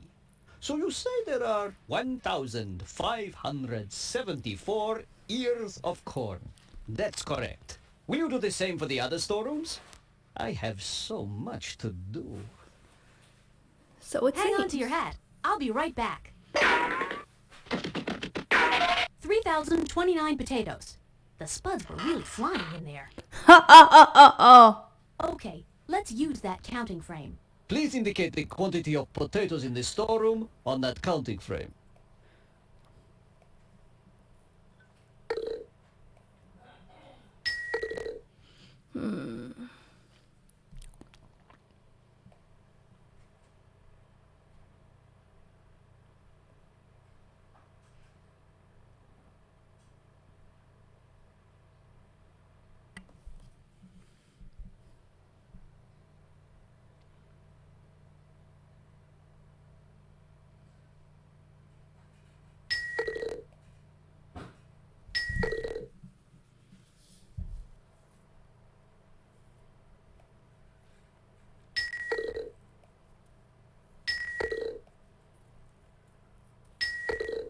According to what you've marked on the tablet, there are 3,079 potatoes in the storeroom.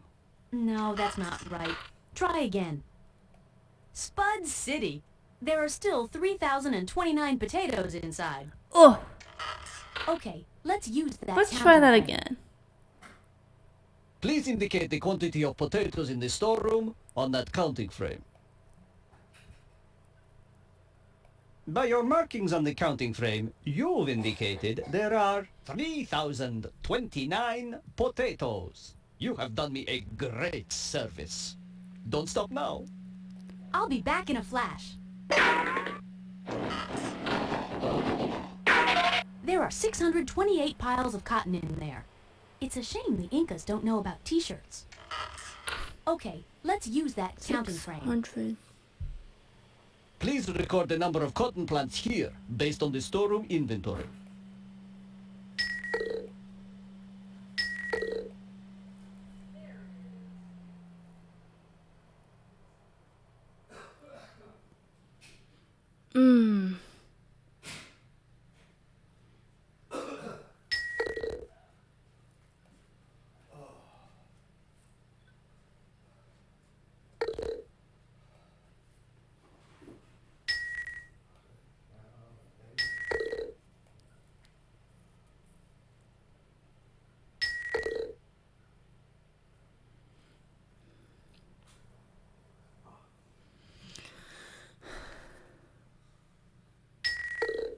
I see.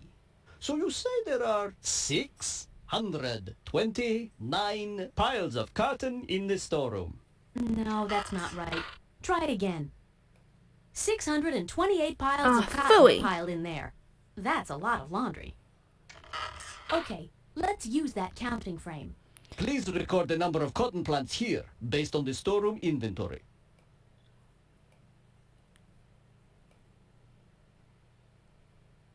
By your markings on the counting frame, you've indicated there are 628 piles of cotton. Excellent work. You are rather handy with a counting frame. Now please go tell Pachacuti that we are finished at last with the storeroom inventories. Okie dokie. Hello again, my faithful friends. What news have you? Ah, my profound thanks for your clever counting skills. But there remains one more important task to complete. Can you help me with it? I need to transport some food to a distant village suffering from famine. Please gather about 100 potatoes from my royal storerooms and load them on a llama. And let me know when the loading is complete so I won't worry. Tui.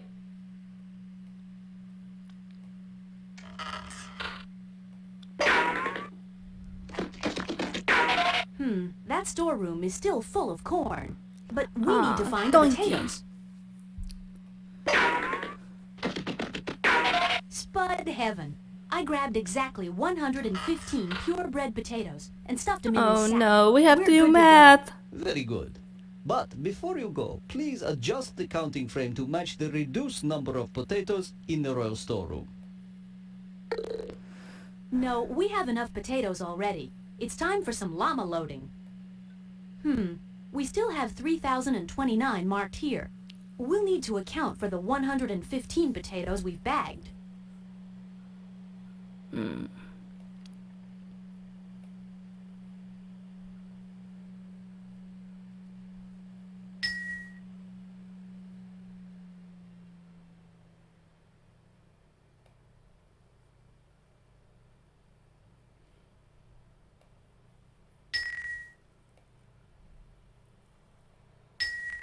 I see. So you say there are 3,015 potatoes in the storeroom. Nope, that doesn't match the reduced number of potatoes in the storeroom. We still have 3,029 marked here. We'll need to account for the 115 potatoes we've bagged. Oh my goodness. Oh, my friend, you're not the only one. She just loathes it. I feel embarrassed to admit this.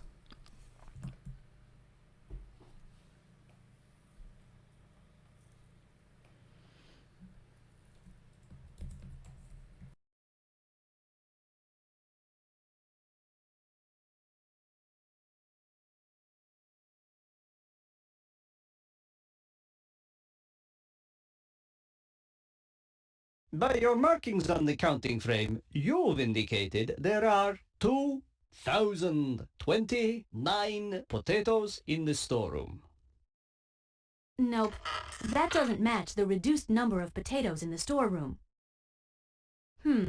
We still have 3,029 marked here. We'll need to account for the 115 potatoes we've bagged.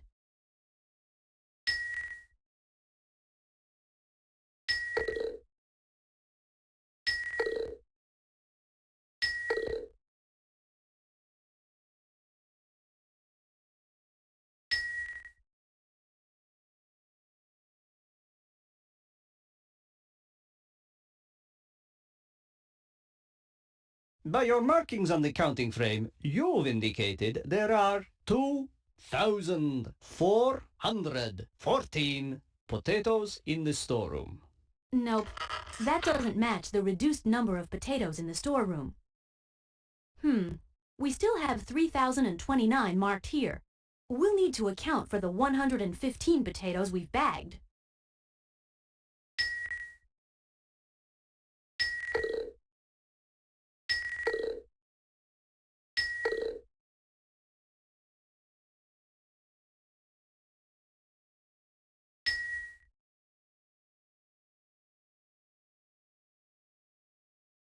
According to what you've marked on the tablet, There are 2,914 potatoes. Perfect work, Detective. You've updated that counting frame to account for all the potatoes taken from the storeroom.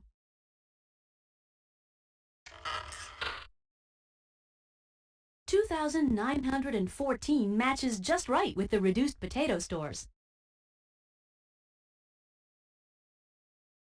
By your markings on the counting frame, you've indicated there are 2,914 potatoes.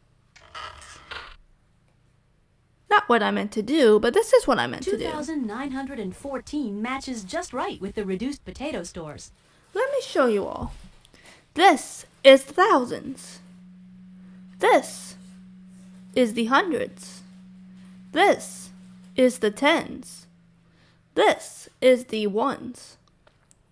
1, 2, 3, 5. So for example, 2,910 4.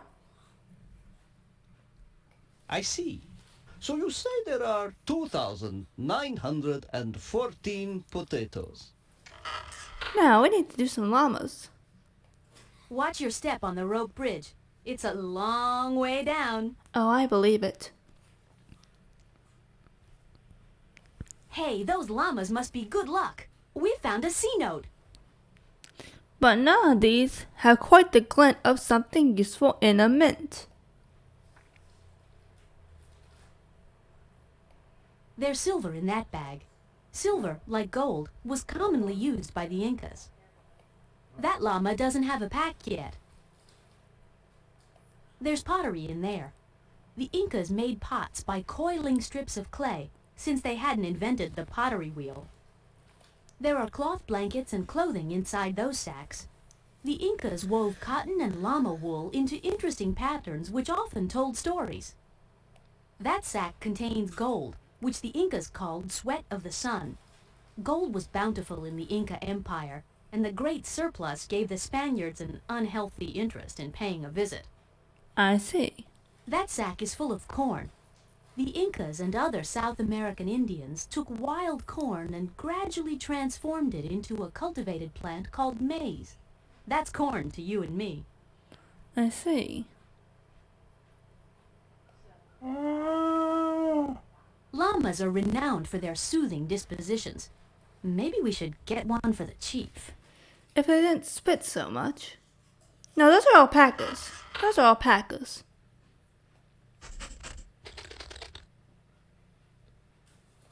Inca stonework was a marvel to behold. The carved stones fit together so closely that mortar wasn't even needed to hold things together. Amazing, huh? Hold on a moment.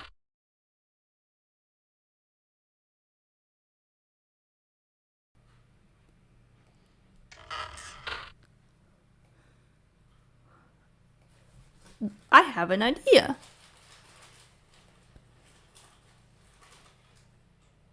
Perfect fit. Let's head back to Pachacuti and let him know the llamas are loaded and ready. Absolutely. Yahoo! Huh. Hello again, my faithful friends. What news have you? No. Thanks to you, I now have the Empire running smoothly again. But you might be able to help me interpret the strange symbols I found on this paper. Now what is this then? Holy mama llama! It's the third Carmen note. Hide beneath tears of the moon, and I'll come there to find you soon. I'm activating the cuffs. Watch out, villain. Here we come. Go. Oh, look at the furry guinea pig. Cute little guy. What do you call it? Dinner? That's a cuy, of course. With a little corn and plenty of salt, they are most tasty. Sorry, I asked. Poor Pika. If you asked. When she was younger, there were a pair of guinea pigs that Timer had. One was named Pika and the other was named Lizzie.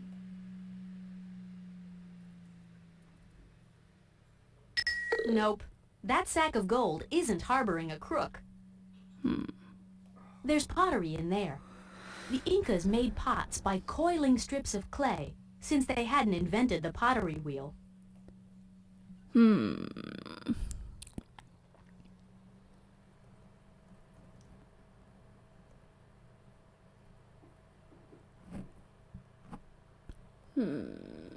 Alright.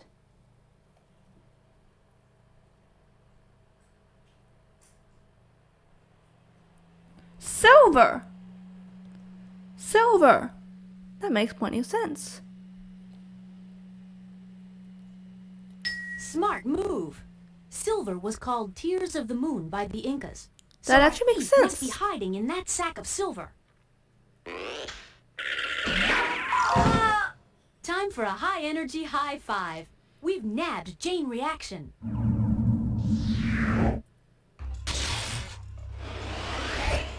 You're headed back to the Acme lockup, Jane. And with its patented new laser bar security, you won't be escaping again. You've caught up with me again, agents, but you'll never accelerate fast enough for a collision with Carmen. That's so. Congratulations! You re-jailed Jane Reaction, recaptured the accounting quipus, and fixed food distribution for the whole Inca Empire. Thanks to you, Pachacuti's kingdom will grow far and wide. And speaking of empire builders, Carmen has already pulled another time heist. Can you take the case right now? Well now, my friends, I believe that will do for the time being. But I do hope you enjoyed. As soon as you're ready to start again, let me know.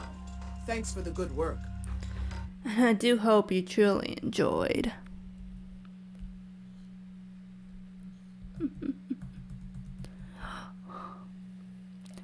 Oh, 'twas fun, my friends. Oh, I'm glad. I do hope you'll be able to join us again next time. Whenever next time may be. But for now, give us a month's time. But before you go, there is something we'd like to explain. This, as mentioned in the tweet, this is the last stream on daylight time. We're currently based in the United States somewhere. Therefore, we must abide to daylight savings time. And daylight savings time is going to end tonight, or rather early tomorrow morning. When it ends, our clocks will be pushed back 1 hour. Not every country observes this, so it may be different. For example, if you live in Brazil, we will be 3 hours ahead instead of 2. Just things like that. And in Tokyo, we would be 15 hours ahead rather than... Sorry, I keep saying ahead. Brazil is 3 hours behind. Tokyo is 15 hours ahead. Brazil is 3 hours ahead. Tokyo is 15 hours ahead of us.